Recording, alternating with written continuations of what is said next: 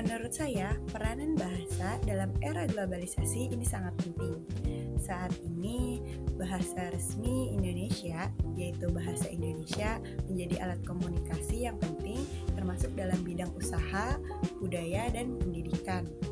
Lalu pengaruh globalisasi terhadap pendidikan bahasa terlihat dari kurikulum yang mewajibkan penguasaan bahasa asing, terutama bahasa Inggris sebagai modal bersaing. Namun juga menuntut penguatan literasi nasional agar identitas budaya tidak tergerus oleh arus modernisasi. Nah, teman-teman, pernyataan tersebut bermakna bahwa belajar bukanlah sekedar menghafal dan menyerap informasi. Lalu, belajar adalah suatu proses pengulangan dan latihan secara konsisten untuk membentuk respons otomatis.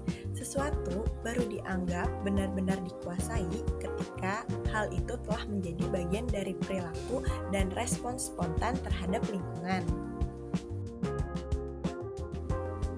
Dari ilustrasi tersebut, belajar merupakan suatu tindakan dan perilaku yang kompleks. Nah, pernyataan tersebut juga merujuk pada keaktifan dalam pembelajaran.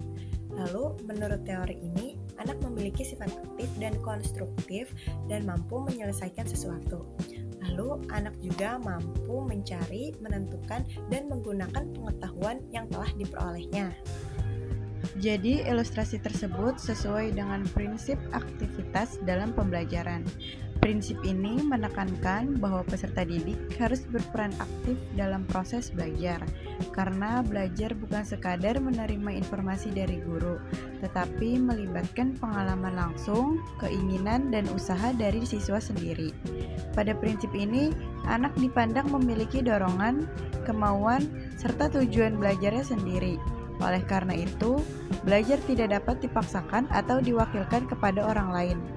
Pengetahuan akan lebih mudah dipahami dan bermakna jika siswa mengalami, mencoba, dan menemukan sendiri proses belajarnya. Pendekatan psikologi dalam belajar adalah cara memahami proses penerimaan, pengolahan, dan penyimpanan informasi oleh siswa. Pendekatan ini berfokus pada dinamika mental, emosional, dan perilaku yang bertujuan merancang metode pengajaran yang sesuai dengan karakter dan individu, memaksimalkan potensi siswa. Terdapat beberapa pendekatan utama yang sering digunakan dalam dunia pendidikan. Pertama, pendekatan behavioristik. Kedua, pendekatan kognitif. Ketiga, pendekatan humanistik. Keempat, pendekatan konstruktivisme. Dan yang kelima, pendekatan sosial. Teori behavioristik melihat pembelajaran sebagai pemindahan pengetahuan tetap dari guru ke siswa dengan tujuan agar pemahaman siswa sama dengan guru. Belajar adalah perubahan tingkah laku yang terlihat melalui hubungan stimulus dan respons. Respons siswa akan menguat jika diberikan reinforcement seperti pujian atau nilai. Penerapannya, guru menganalisis kemampuan awal dan karakter siswa, lalu menyesuaikan materi agar sesuai dengan begitu pembelajaran jadi lebih terarah dan efektif.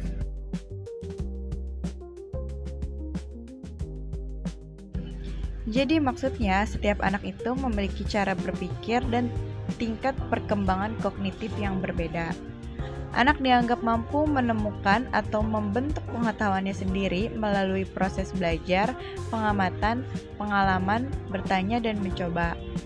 Lalu contohnya itu ada pada saat anak belajar tentang api.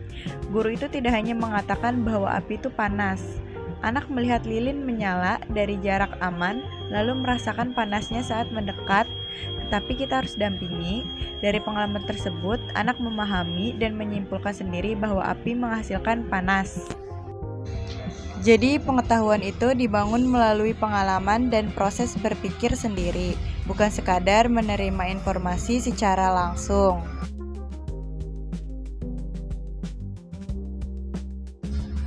Belajar bahasa Indonesia berarti memahami, mempelajari, dan menggunakan bahasa dengan baik untuk berkomunikasi efektif sesuai situasi. Dalam proses ini, otak tidak menyimpan semua informasi, tetapi hanya menyaring dan mempertahankan yang dianggap penting. Sedangkan yang jarang digunakan akan terlupakan secara alami. Contohnya, saat siswa menghafal pidato panjang, isi pidato itu bisa dihilang jika tidak pernah diulang, karena otak menilai informasi itu kurang sering dipakai. Thank you everyone! Thank you Elmar! Boom!